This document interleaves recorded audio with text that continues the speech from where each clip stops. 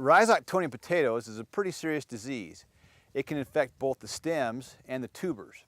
And today, we're out in our field evaluating different methods of controlling Rhizoctonia so the growers can manage this disease more effectively. So when growers plant into a potato field that's had a short rotation, or that they expect Rhizoctonia will be in the soil, then it's very important to spray a fungicide in the furrow at planting.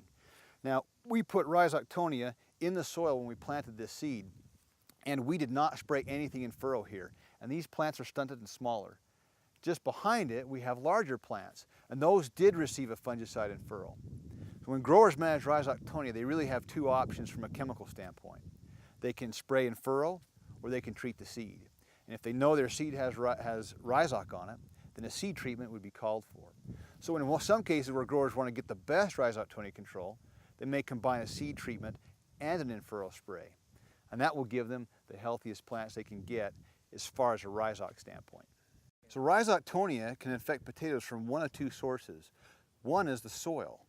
Now Rhizoctonia doesn't live in the soil that well, and so when a farmer comes in and plants a different crop behind potatoes, one that's not a host for that strain of Rhizoctonia solani, the Rhizoc tends to die out through time.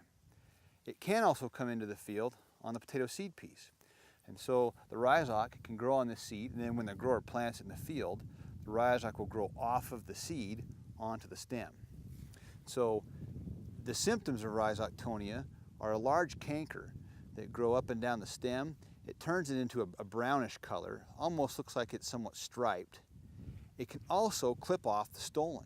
So in this case, a tuber would develop right there, except the Rhizoctonia fungus has clipped that off, and so that tuber won't form, or if it does form, it'll be really small. The end result from this is Rhizoctonia is often you get fewer tubers, and they tend to get bigger, and they tend to get deformed. And so Rhizoctonia, it can affect yield if it's very severe, like we showed in the plot earlier, but more often than not, it affects quality. This is a case of Rhizoctonia growing on a developing tuber. As this tuber gets bigger and eventually it will be harvested, it will have black dirt. It looks like dirt, but it's actually the fungus. And it won't wash off. We often call it dirt that doesn't wash off. The consumer in the store may look at that tuber and say, I don't want to buy that because of its poor appearance. And so that's another reason that we need to control Rhizoctonia, so that we have better looking tubers at the end of the season.